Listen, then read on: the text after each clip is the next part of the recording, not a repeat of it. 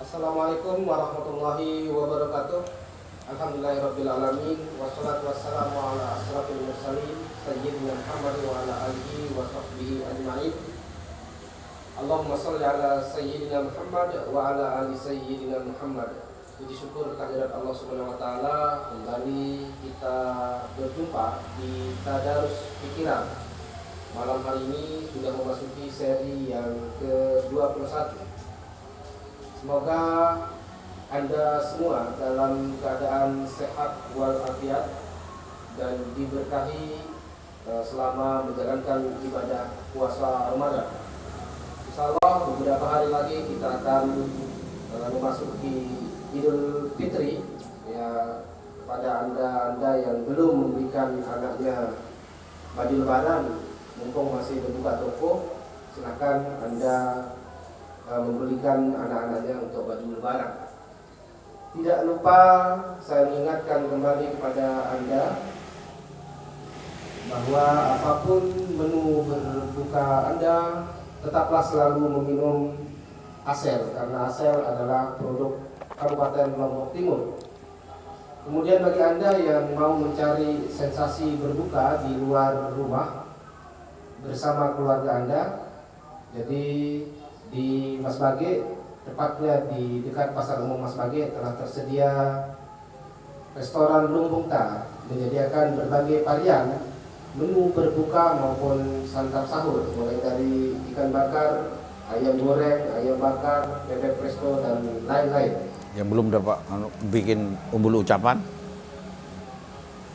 Ya baik, telah hadir pada malam hari ini narasumber kita yang luar biasa saya kira, karena materi kita pada malam hari ini cukup berat, karena bagaimana kita diajak untuk menggunakan pikiran sebagai sebuah kekuatan. Jadi tema kita adalah kekuatan pikiran. Tetapi sebelum kita berbicara lebih jauh tentang tema kita pada malam hari ini, kita akan bincang-bincang ringan dulu dengan narasumber kita. Selamat datang Bang Wid. Assalamualaikum warahmatullahi wabarakatuh. Waalaikumsalam warahmatullahi wabarakatuh. Sehat? Alhamdulillah sangat sehat dan sangat sehat. Bang Wid, jabatan saat ini di pemerintahan tidak Pak? Jadi PLT Kadis Pariwisata. Iya, ya. Menggantikan Bang Mukni ya. Sudah berapa tahun berkarir di birokrasi, tepatnya sebagai PNS? Kalau di PNS sejak tahun 2000 itu menjadi fungsional. Semenjak tahun 2019 ditarik oleh Bupati menjadi struktural, sehingga sekitar 22 tahun menjadi abdi negara di Lombok Timur. Latar belakang pendidikan? Latar pendidikan saya yang kalau S1-nya saya adalah geografi, jadi ilmu kosmos, ilmu perbintangan.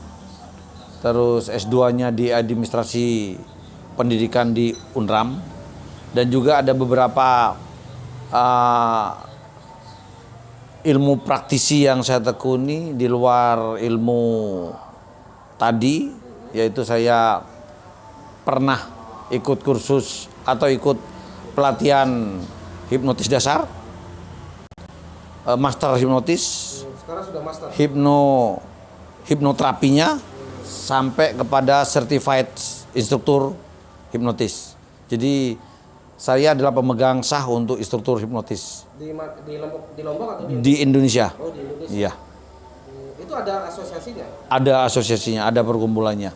Dan saya di Lombok Timur didaulat oleh teman-teman menjadi koordinatornya, walaupun belum terbentuk sebagai sebuah wadah organisasi. Kita masih mendongkleng pada organisasi tingkat pusat. Apa nama organisasinya? PKHI, Perkumpulan Hipnotis Indonesia. Ya.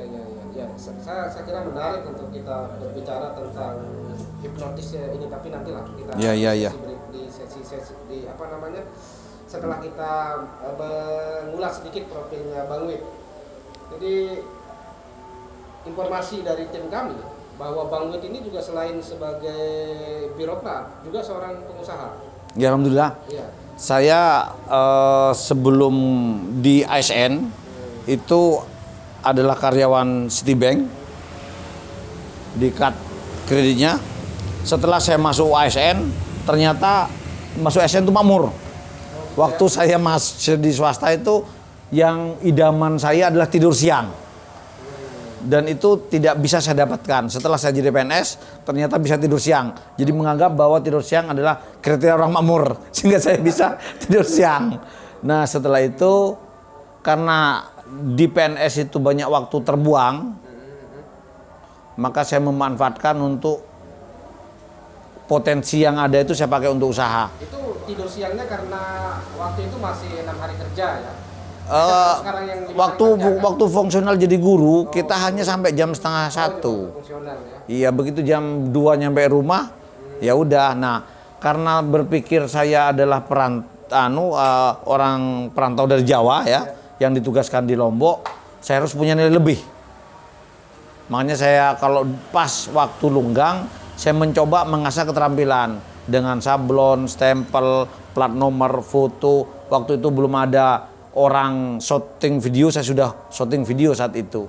Dan alhamdulillah saat ini saya punya konveksi, punya bordir komputer, dan punya digital printing. Ya bersyukurlah saya bisa berbagi dengan banyak orang. Ada sekitar 18 karyawan yang saya gaji. Kan alhamdulillah bisa berbagi. Sudah dibagi THR-nya ke karyawan? Kalau THR-nya kita nunggu, karena kita ini masih bekerja saat ini, insya Allah besok.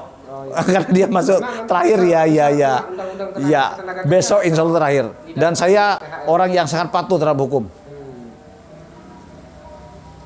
Baik, kalau keluarga sendiri, anak sudah berapa sekarang? Saya anak 3. Yang pertama masih kuliah semester 4 di Kedokteran Hewan Surabaya. Ya dia laki di Kedokteran Hewan.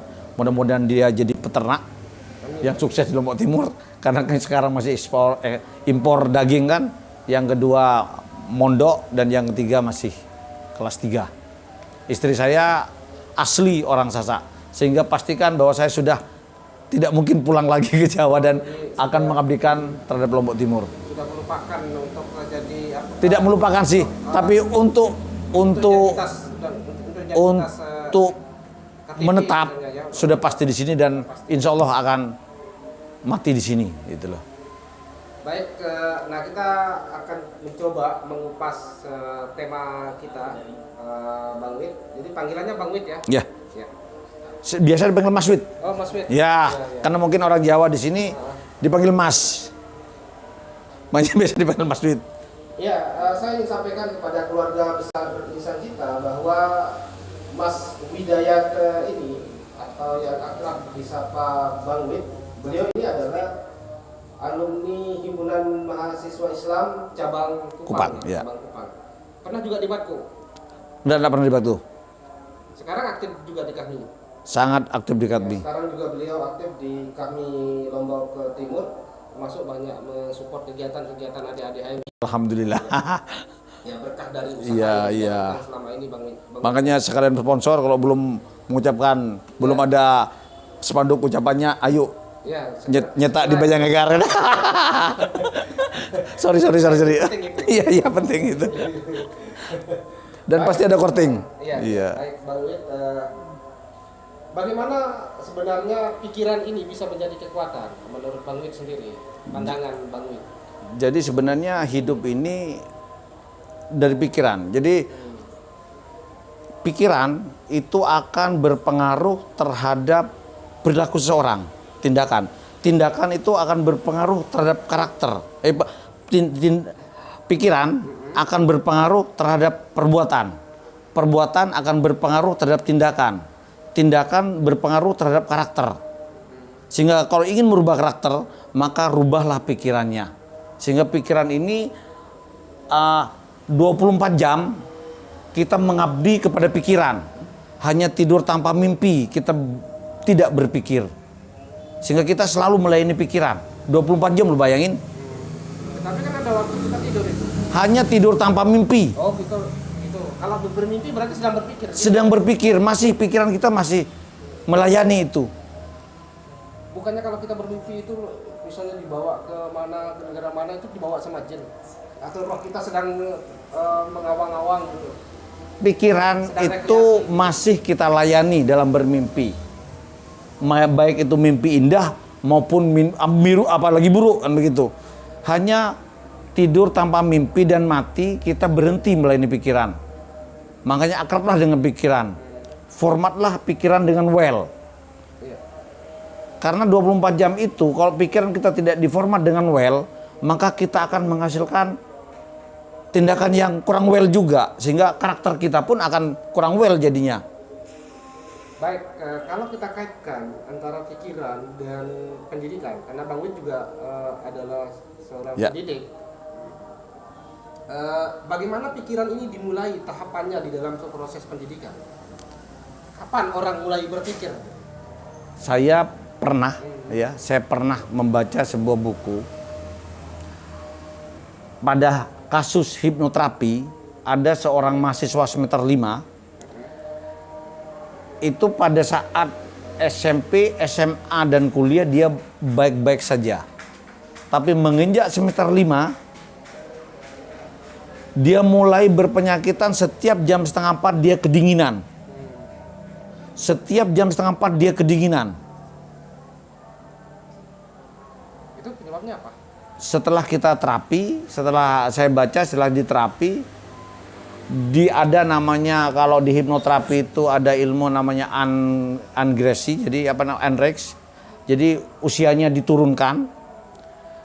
Setelah itu kita masuk kepada teta, orang ini ditetakan, terus kita komunikasikan, dari mana kamu? Ternyata dia bilang gelap. Beri warna, beri suara, beri bau. Ternyata dia berada di kandungan. Setelah kita tanya apa yang dilihat, ternyata dia melihat ibunya lagi pegang obat untuk menggugurkan kandungan. Pada saat dia masih di dalam kandungan. Nah, setelah kita coba mendelete pikiran itu, kita delete, dan sampai saat ini dia langsung sembuh dan tidak ada kumat lagi. Sehingga saya beranggapan bahwa pendidikan itu seperti yang disunahkan Nabi, hadis Nabi, bahwa pendidikan itu dari sejak kandungan ya sampai yang lahat. Iya, dan jangan lupa Nabi melarang kita untuk memukul sampai pada usia 7 sebelum akil balik. Itu pun kalau tidak sholat, kalau dalam hal-hal yang lain. Itu pendidikan. Pendidikan sampai sholat pun nggak boleh. Jadi sholat saja yang kewajiban itu tidak boleh dia dipukul. Sampai akil balik baru boleh dipukul. Karena menurut secara ilmiah, anak di belum usia akil balik, dia masih berpikir dengan teta. Apapun yang dimasuk pasti lelep, langsung subur, tumbuh subur, dan dia langsung masuk ke otak bawah sadar yang merupakan memori permanen di kita. Akibatnya bukan sekarang, tapi nanti setelah dia dewasa. Makanya cukup bijaksana ajaran Islam itu.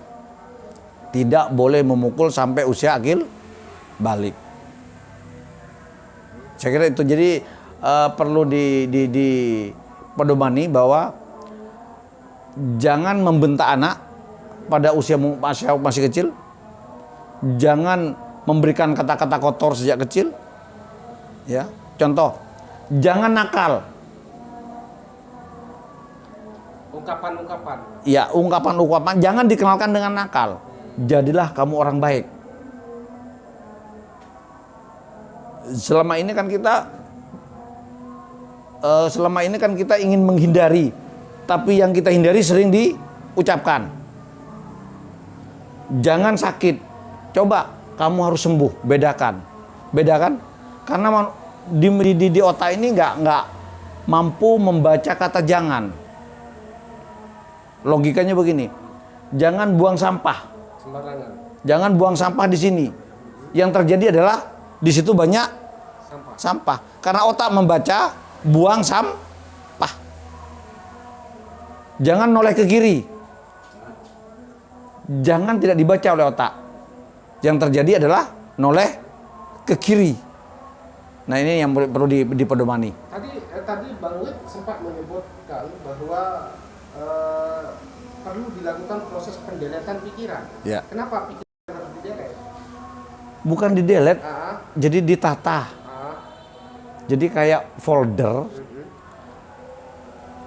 virus atau file-file yang tidak dipakai itu jangan ditaruh di depan. Tetapi bukannya pendidikan itu, tujuan dari pendidikan itu adalah mendewasakan. Ya. Bukan bukan ke atas bahwa mereka harus mengikuti cara berpikir guru, tapi bagaimana mereka menjadi anak-anak yang dewasa. Mendewasakan bukan berarti kita memberikan instruksi negatif kan. Mendewasakan harus dengan potensi baik sehingga kita menghasilkan karakter baik. Kan begitu. Jadi proses pendidikan itu adalah proses pendewasaan. Jadi proses pendewasaan itu harus kita habitatkan kepada hal baik. Hal jelek untuk minimalisir tidak dikenalkan. Karena ada antonim dari kebaikan itu. Sehingga mereka hanya mengenal baik dan baik. Oke, di dalam unsur tubuh kita ini terdiri dari berbagai materi. Ya. Nah, tetapi kemudian bagaimana pikiran kemudian bisa mewarnai seluruh unsur yang ada di dalam tubuh kita ini? Jadi gini. Karena tadi Mas Wid sempat bilang ketika kita berpikir untuk sembuh, maka mestinya unsur-unsur yang ada di dalam tubuh kita, sistem imun yang sudah terbangun di dalam tubuh kita ini akan terpengaruh untuk bereaksi, mendengarkan pikiran menjadi sembuh. Nah, ketika kita tidak berpikir tidak berpikir untuk sembuh, maka unsur-unsur yang ada di dalam tubuh kita ini tidak akan bereaksi, atau sistem imun yang memang sudah ada di dalam tubuh kita ini tidak akan bereaksi. Nah, tetapi sejauh mana sebenarnya pikiran ini bisa sampai kepada unsur-unsur yang ada di dalam tubuh kita ini? Ada sel darah merah, sel darah putih, ada unsur-unsur yang lain. Pikiran ini adalah magnet. Ketika kita berpikir positif, maka kita hanya akan menarik yang positif. Ibarat logikanya begini. Tukang ojek siapa temannya? Penumpang. Tukang ojek siapa temannya? Penumpang itu pasien ya. Tukang mancing siapa temannya? Pemancing. Mahasiswa siapa temannya? Ya, mahasiswa. Kalau kita berpikiran positif, siapa temannya? Energi positif. Begitu energi positif kita tarik, maka seluruh tubuh akan menyesuaikan. Bisa dicoba. Begitu kita bangun tidur, ya, kita rilekskan, kita sapa satu persatu dengan senyuman. Selamat pagi kakiku, aku terima kasih kepadamu buat pikiran itu. Terima kasih tanganku, terima kasih mataku. Ayo hari ini kita mengabdi kepada Allah, kita berikhtiar kepada Allah dengan rasa yang sangat senang. Sehingga bad mood setelah bangun tidur selesai. Karena begini, kita hari ini adalah wajah 5 menit sebelum tidur. Kalau kita 5 menit tiduran, pasti seharian kita akan tiduran. 10 menit kita dari bangun tidur mager, maka selamanya kita akan mager. Tapi begitu 5 menit kita senyum, ajak tubuh untuk beraktivitas, ajak tubuh untuk bersyukur, maka hari ini akan dipenuhi oleh rasa syukur. Tetapi persoalannya adalah ketika kita tidur sangat sedikit dibandingkan dengan memang pola tidur yang teratur. Ya. Ada beban di mata, kemudian tubuh akan terganggu. Ketika tidur kita ini berkurang dari kebiasaan. Alamiah. Tubuh harus kita penuhi dia. Dia punya hak juga untuk tidur 8 jam sehari. Tapi dengan pikiran kita bisa manipulasi dia. Walaupun nantinya harus kita ganti. Saya terbiasa, sangat-sangat terbiasa dengan cara sleep hypno namanya. Jadi saya mau tidur 10 menit sama dengan 8 jam, tinggal saya tarik nafas, tidur 10 menit, dan 10 menit otomatis tubuh akan bangun. Dan itu rasanya 10 jam.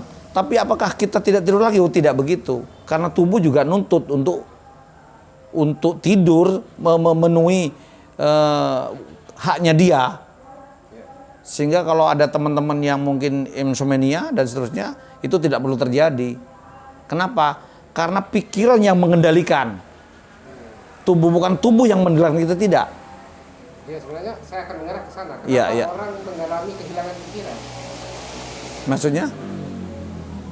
Tidak pernah. Akan ada orang-orang Ya. yang kemudian dianggap waras dan tidak waras. Ya. Ada orang-orang yang hilang kepikiran. Orang gila misalnya, apa Ya. pikirannya masih jalan? Pikiran orang gila itu selagi dia bisa berkomunikasi, itu sebenarnya bisa disembuhkan. Karena hipnoterapi ini adalah ilmu komunikasi. Ketika dia tidak bisa lagi berkomunikasi, baru kita angkat tangan. Jadi pikirannya dia itu terganggu karena dia berada pada konsensus lain gitu loh. Jadi sebelum itu kita harus mengambil alih pikiran ini. Makanya usahakan kita sebelum tidur tegur semua kondisi tubuh dengan pikiran kita, dengan terima kasih, bersyukur, minta maaf, dan ajak bekerja sama. Menurut hipnoterapi sendiri, sebenarnya hal-hal yang bisa menyebabkan orang kehilangan pikiran atau kehilangan akal sehat, Ya. itu apa kira-kira penyebabnya? Selain misalnya disebabkan karena memang mengalami trauma, mengalami hal-hal yang menyebabkan dia kehilangan kesadaran. Sebenarnya itu adalah gangguan jiwa ya yang banyak pikiran itu. Dia itu pikirannya terstres oleh beban pikiran yang sangat luar biasa. Nah, sebelum itu terjadi sebenarnya teman-teman bisa diatasi dengan hipnoterapi ini. Tapi ketika itu sudah terlambat, ya udah. Selagi dia bisa berkomunikasi sebenarnya masih bisa. Kalau dia bisa berkomunikasi masih bisa. Kecuali kalau dia ngamuk-ngamuk gitu, diajak berbicara. Asal dia masih bisa diajak komunikasi. Karena hipnoterapi ini intinya adalah bisa berkomunikasi. Sama dengan mungkin kesurupan di sekolah-sekolah, kesurupan massal, itu kalau dia itu adalah teknik-teknik yang berada di theta. Karena manusia itu punya empat frekuensi di pikiran ini. Yang pertama beta, alfa, theta, dan delta. Bukannya orang-orang yang kesurupan itu dirasuki oleh jin atau makhluk halus? Karena Saya tanya. Oke. Saya orang Islam, Ya. sangat percaya makhluk gaib. Ya. Makhluk gaib itu tidak terbatas oleh ruang dan waktu. Clear? Ya. Oke. Saya tanya sekarang, apakah orang Sasak pernah kesurupan Nyi Roro Kidul? Nggak ada Nyi Roro Kidul. Oke. Pernahkah orang Sasak kesurupan Prabu Siliwangi? Nggak ada. Nggak ada. Kalau di sini nggak ada Prabu Siliwangi. Jadi paling orang Sasak itu akan kesurupan dengan. Pernahkah orang Sasak kesurupan vampir? Pernahkah orang Sasak kesurupan Dracula? Kenapa kok langsung kesurupan bawah celana? Orang itu jin. Jangan fitnah dong. Jadi nanti jinnya marah. Jinnya marah, jangan fitnah. Karena begini, kalau memang itu kesurupan barang gaib, maka bisa saja Dracula kesini bisa karena dia tidak batas oleh ruang dan waktu. Clear? Bisa saja Dewi Rinjani menggoda orang Jawa, tapi kenapa dia hanya jago kandang? Jadi sebenarnya dia berada di theta, rekamannya dia lagi terbuka. Artinya lagi terbuka begini. Pada saat seperti itu theta, jadi itu yang pertama ya beta. Beta ini adalah seperti ini. Kita komunikasi beta namanya. Begitu alfa fokus, satu fokus. Yang ketiga theta. Theta ini antara bangun dan tidur. Yang terakhir adalah delta. Delta itu tidur tanpa mimpi atau mati. Nah, proses kesurupan ini pada theta. Jadi cara menyembuhkan adalah bangunkan atau tidurkan, naikkan frekuensinya, selesai. Iya, tetapi setelah dibangunkan dia ngamuk-ngamuk, bahkan lebih kuat dari orang yang laki-laki dewasa misalnya kalau dia perempuan. Pada saat theta itu dia mempunyai kekuatan yang cukup luar biasa. Cara menyembuhkannya adalah tidur, kasih tenang. Dan dia menular. Pastikan dia menular. Kenapa menular? Nular kepada orang yang sugestif. Terhadap orang yang tidak sugestif nggak akan menular. Dan orangnya itu-itu saja. Sehingga kalau mau menyembuhkan, ya itu dari naikkan frekuensinya atau turunkan frekuensinya sehingga tidak tidur. Kalau dinaikkan dia bangun, selesai. Tapi bagaimana kalau misalnya ada perempuan yang katanya kesurupan kemudian berubah dari suaranya menyeramkan, kemudian rambutnya unta-unta. Itu rekamannya dia terhadap tokoh yang dianggap sebenarnya loh. Dia seakan-akan melihat bahwa itu adalah tokoh yang ada di dirinya. Dan suaranya itu adalah menurut versi dia.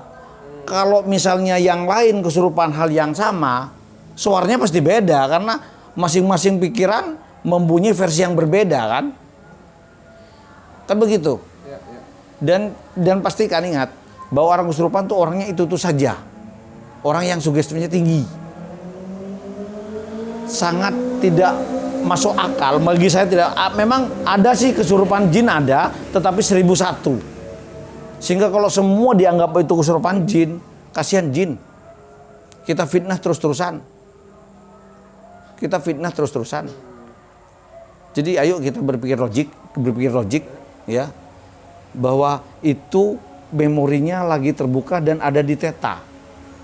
Ya, tetapi di dalam alam rasio kita ada yang namanya fisika dan ada namanya metafisika. Ya. Ya. Nah, ketika kita sudah memasuki alam metafisika, maka di situ ada mistisisme di situ. Mistis itu siapa yang menciptakan? Ya, manusia. Kita, ya itu makanya. Kita yang menciptakan, maka kita yang mengelola dia gitu loh.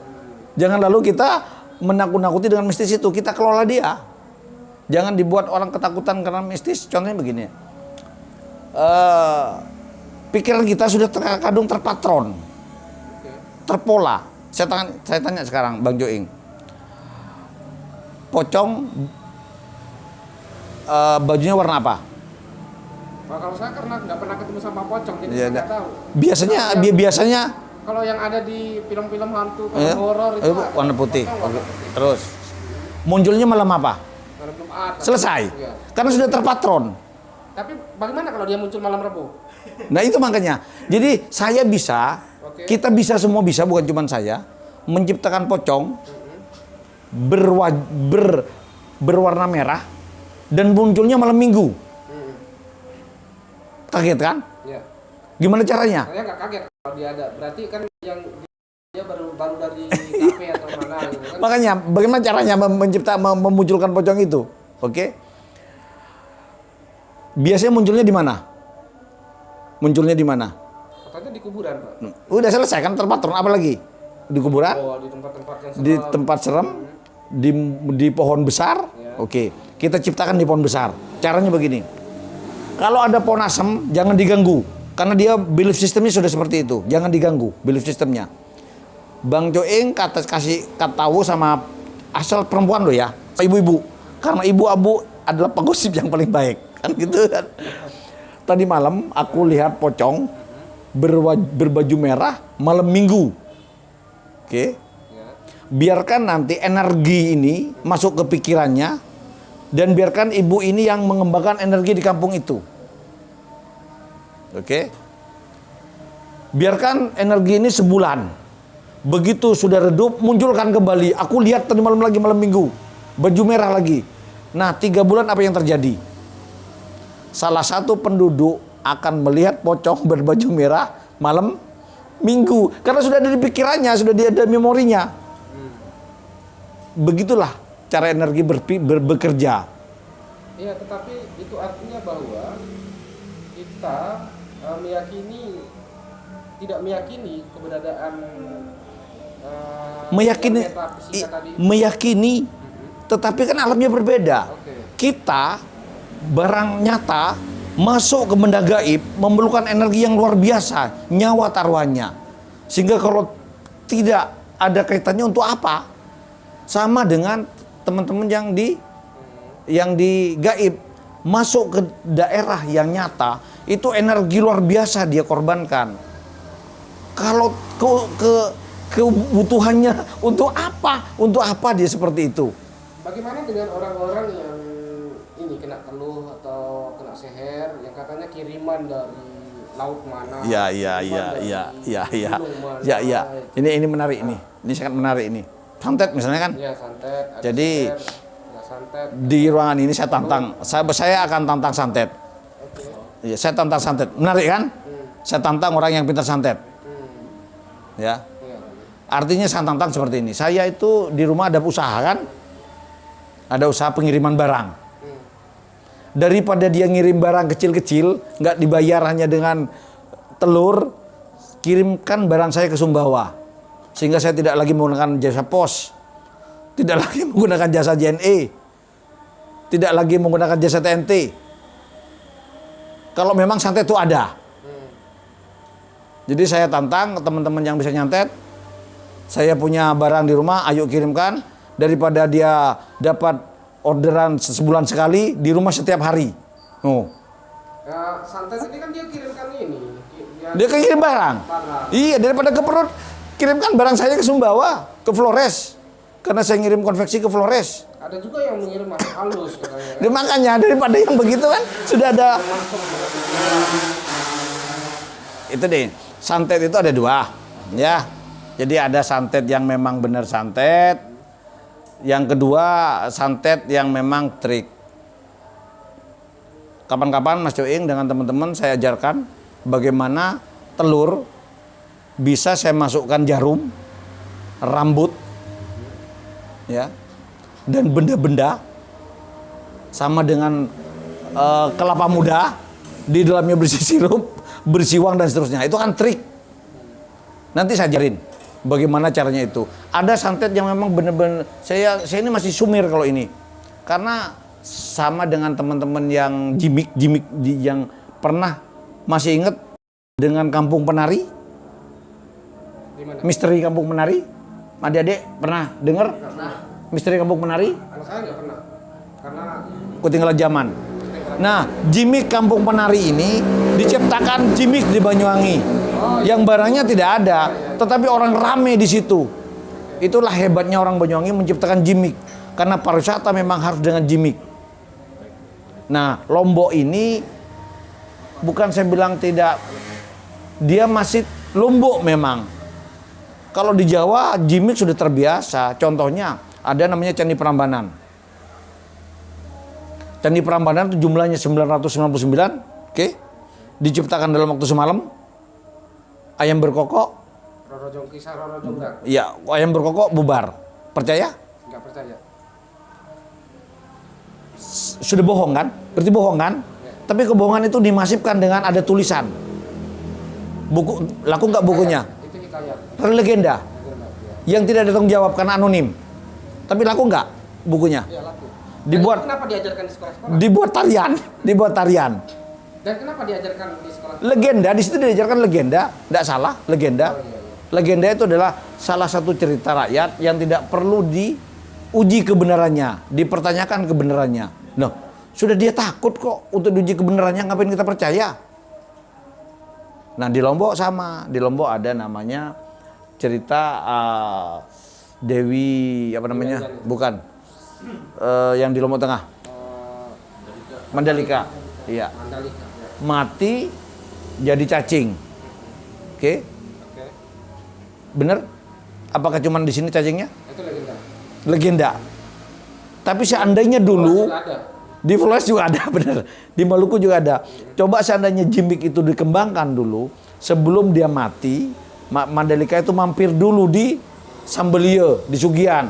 Sehingga kalau mandi di Sugian bisa awet muda. Rame nggak di situ?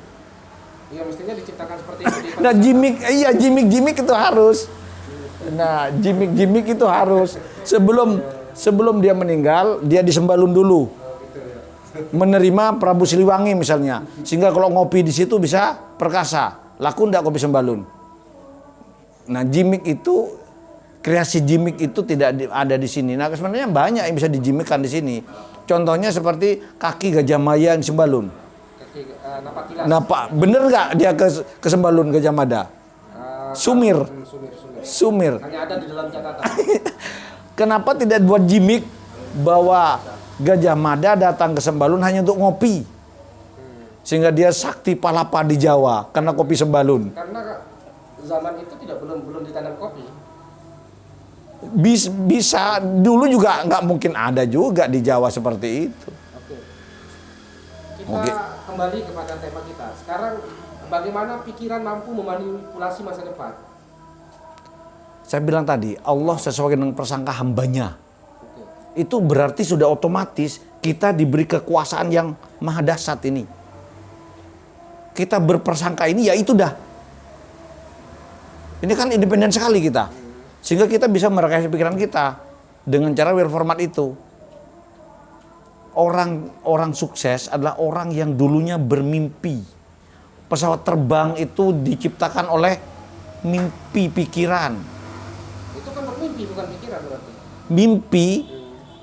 Mimpi itu kan bentuk kosakata dari berpikir yang belum terrealisasi sebenarnya. Menuju telos. Membuat sepeda itu dulu juga pikiran. Sehingga masa depan memang akan dimanipulasi oleh pikiran.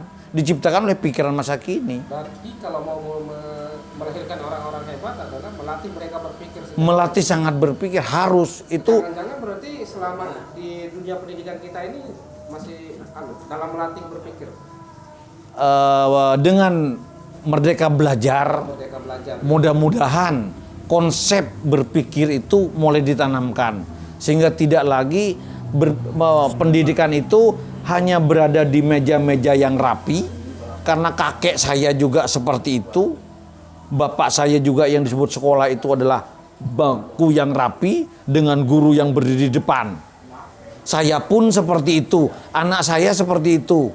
Mudah-mudahan konsep ini bisa terupdate.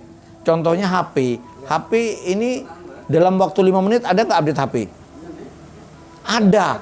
Tapi kenapa pendidikan nggak pernah terupdate? Ini konsep besar yang perlu digarap oleh pemerintah.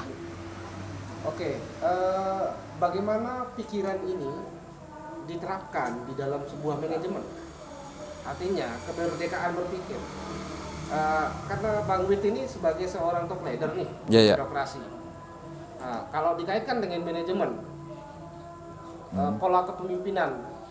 Kalau saya itu begini dia, bukan cuma kerja dan kerja, tetapi harus punya gagasan dulu, baru dinarasikan, setelah dinarasikan baru dikerjakan, sehingga arah kerja itu ada.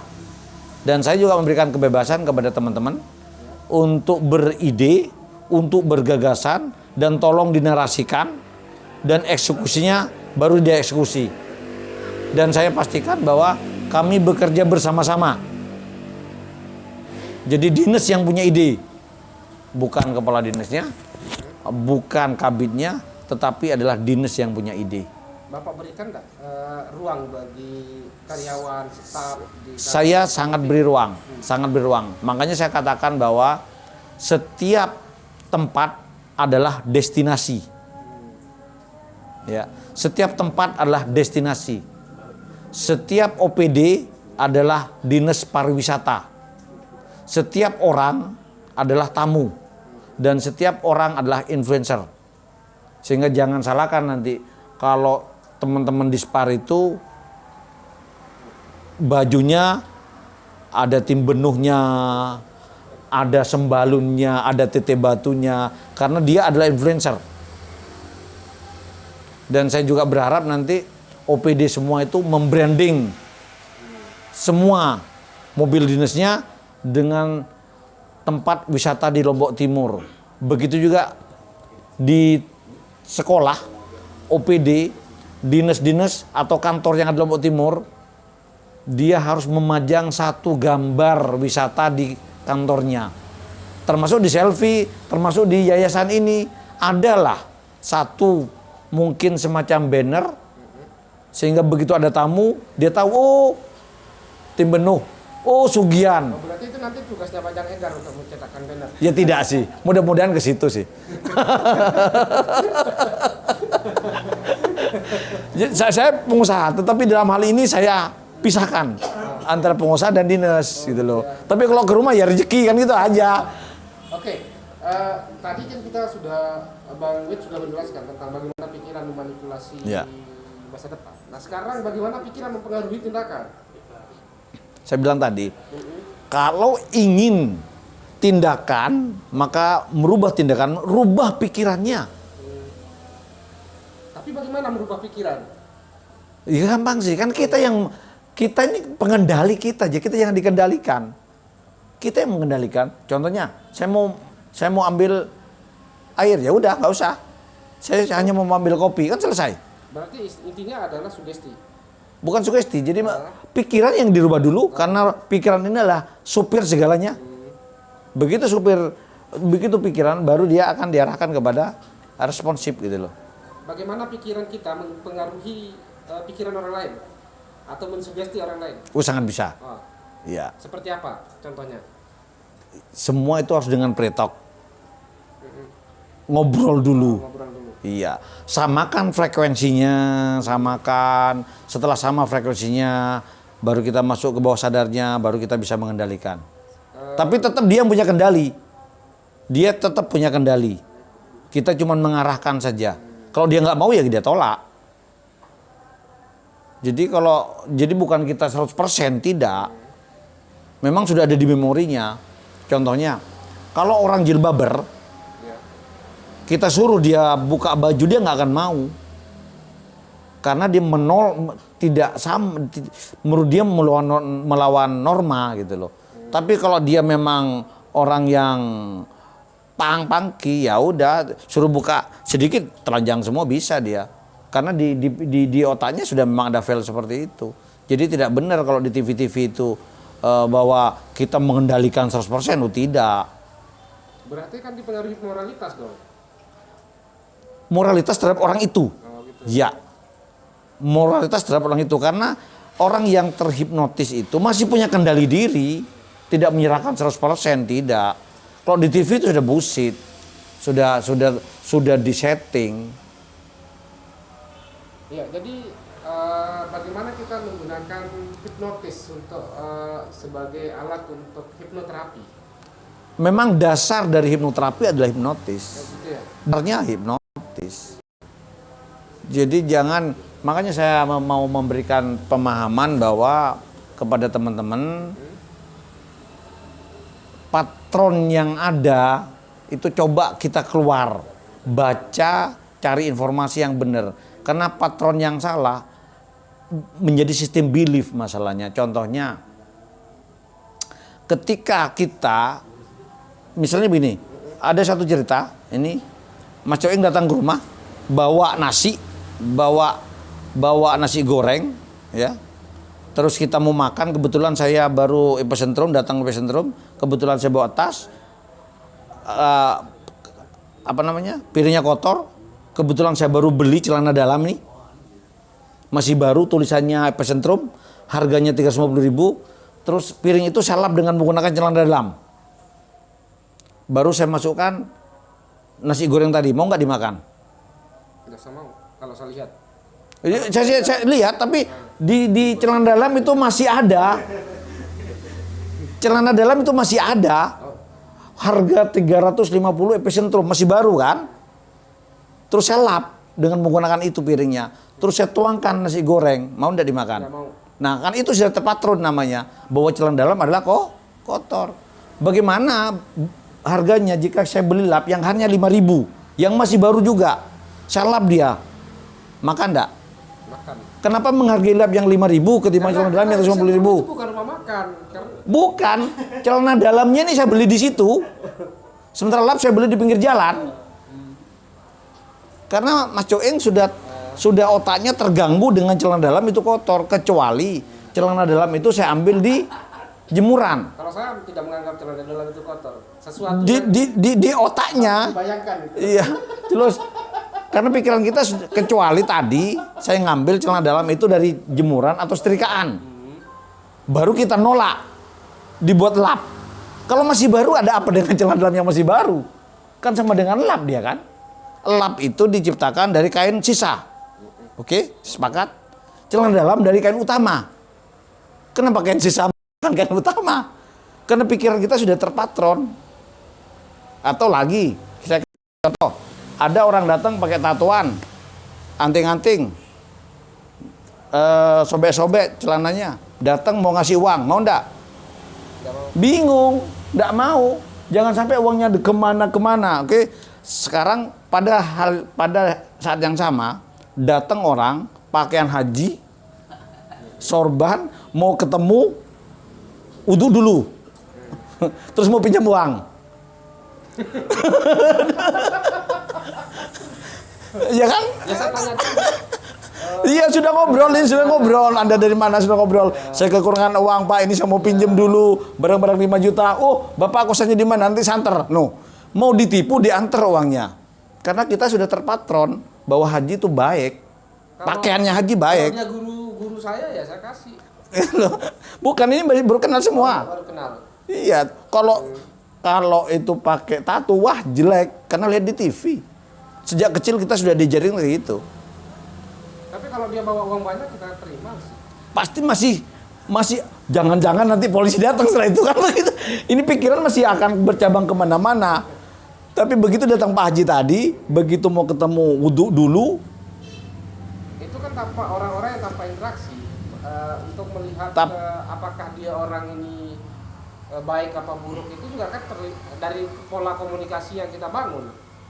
Terlepas dari itu, kita sudah dia pakai dari sisi pakaian, ya, tetapi akan melihat dari komunikasi yang kita lakukan. Kita pakai bahasa ini kepada bahasa umum. Masyarakat kita menganggap bahwa pakaian haji kalau wudhu sebelum datang ke itu orang baik. Tetapi kan Mas Wid tadi nanya ke saya, jadi iya, karena saya ini bisa berinteraksi dan Oke. maka ya tentu tergantung dari hasil komunikasi. Nah, gitu. Iya, tapi pada umumnya rata-rata seperti itu. Nah, patron di masyarakat ini yang harus dinolkan dulu. Tapi saya lebih kepada pikiran ini harus diarahkan kepada yang kreativitas. Karena saya melihat bahwa sudah 20 tahun di Lombok ini, bukan saya bilang kurang kreatif, miskin kreatif, tidak, tapi mungkin sudah mulai sekarang ini. Saya combine saja, ada di Jawa itu namanya Sunan Ampel, dari jalan Sunan Ampel menuju makam itu banyak sekali yang diperbuat, harus pakai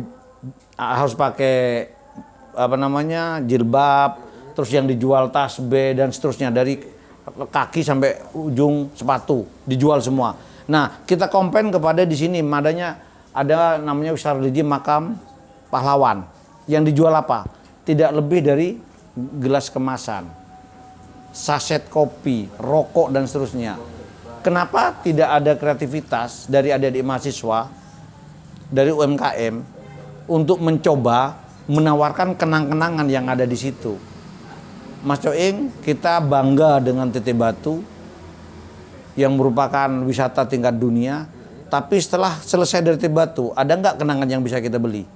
Hanya cerita. Bagaimana kerajinan-kerajinan yang bisa dia UMKM, kreativitas. Maka saya mohon kepada Yayasan Insan Cita ini bergerak di situ. Bukannya kan begini. Beri sumbangan kepada Lombok Timur untuk menciptakan insan-insan kreativitas. Gini, kalau itu kan bisa dinarasikan. Karena kan pemerintah daerah punya skema one village, one product. Nah, kalau kita berbicara destinasi desa wisata, ada di Teteh Batu. Ya. Kan gitu.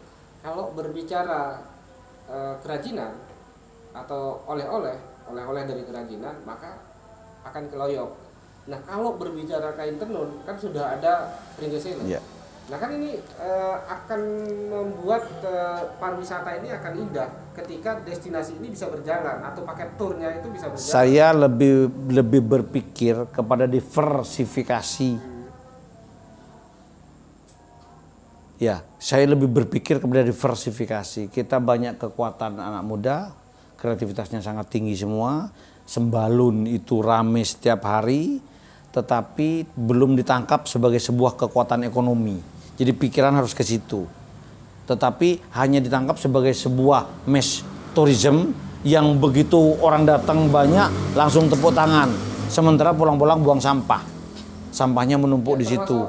Mumpung kita di forum ini, di tadarus pikiran ini, dan Bang Wid adalah Kepala Dinas Pariwisata, saya banyak menerima masukan dari teman-teman. Kenapa Pusuk itu didesain seperti itu? Masyarakat yang jualan di situ, model jualan sangat tidak tertata dengan baik. Misalnya kopi saja, ya kita tidak menemukan kopi asli di situ. Kopi asli Sembalun, justru yang kita temukan kopi saset. Kita tidak menemukan makanan khas Sembalun yang misalnya menjajakan makanan khas Sembalun seperti apa, tetapi nasi bungkus yang kemasannya banyak juga kita temukan di sekitaran sini. Kita tidak menemukan makanan khas Sembalun, tetapi yang kita temukan mie rebus. Ya. Nah, saya jawab nih, menarik nih. Ini menarik. Jadi saya kan di situ baru seminggu ya. Iya. Saya sudah kontak teman-teman di kementerian untuk menekan pelatihan itu. Jadi mudah-mudahan doakan semua, saya mohon doanya masyarakat Lombok Timur. Kita sudah melobi Kemenko Marves. Amin. Dana sekitar 20 miliaran lebih, dan itu untuk lapak-lapak jualan yang ada. Memang itu juga masuk ke dalam skenario untuk lapak yang ada di Pusuk. Lapak yang di Pusuk, yang di Teteh Batu, sama yang di satu lagi lapak itu ya di Labuan Lombok, Lesaria di situ nanti. Jadi mudah-mudahan lapak yang ada di ini Makam Seleparang itu masuk skenario. Mudah-mudahan dalam waktu dekat sudah bisa diskusi. Jadi memang kita sudah pikir itu, dan kita juga mohon dana, karena kalau di dananya kemana? mohon dana di kementerian, kementerian tidak kementerian, karena saya tahu kalau di yayasan ini bukan mohon dana tapi minta dana biasanya. Jadi di kementerian itu sudah kita ada 30 pelatihan yang saya mohonkan untuk dibiayai oleh kementerian, dan ini sedang proses. Mudah-mudahan saya doakan, mudah-mudahan atas doanya masyarakat Lombok Timur ini bisa terrealisasi. Karena kalau kita mengharapkan dari Lombok Timur, saya tidak, pemerintah bukan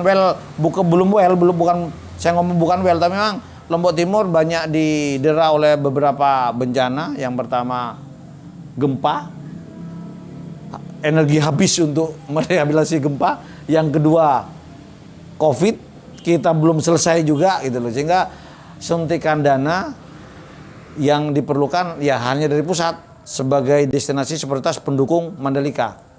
Karena kalau kita tidak seperti ini, maka kita hanya sebagai penyaksi dari kemegahan Mandalika,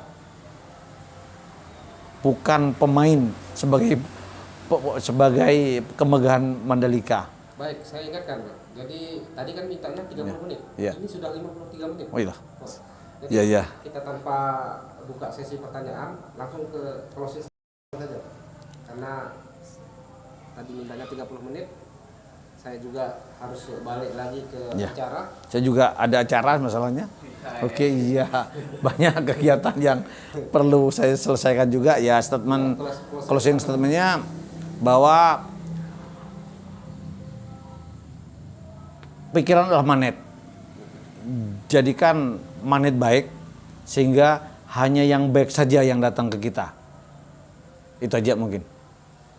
Ya, terima kasih atas kesempatan yang diberikan oleh Bang Wilayat SPD, MPD, baik materi maupun story pengalaman beliau yang sungguh luar biasa.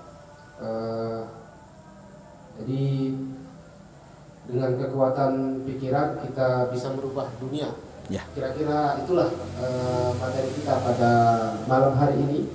Jadi orang-orang yang besar atau orang-orang hebat itu adalah orang-orang yang berpikir besar. Maka mulai sekarang rubahlah cara berpikir Anda, mulailah berpikir besar supaya Anda bisa menjadi orang yang besar. Saya tidak ingin menyimpulkan tadarus pikiran kita pada malam hari ini, karena saya tidak mau mengekang kebebasan berpikir Ya. Anda. Tetaplah selalu mengikuti tadarus pikiran di malam-malam berikutnya. Walaupun kemudian nanti kita juga sudah melaksanakan Idul Fitri, jadi tadarus pikiran akan tetap berlanjut. Yayasan Insan Cipta Selaparan ada untuk anda-anda yang mau berpikir. Wallahu muwaffiq wal hadi ila sabilir rasyad. Wassalamualaikum warahmatullahi wabarakatuh. Berarti langsung ini langsung apa namanya? Sahur.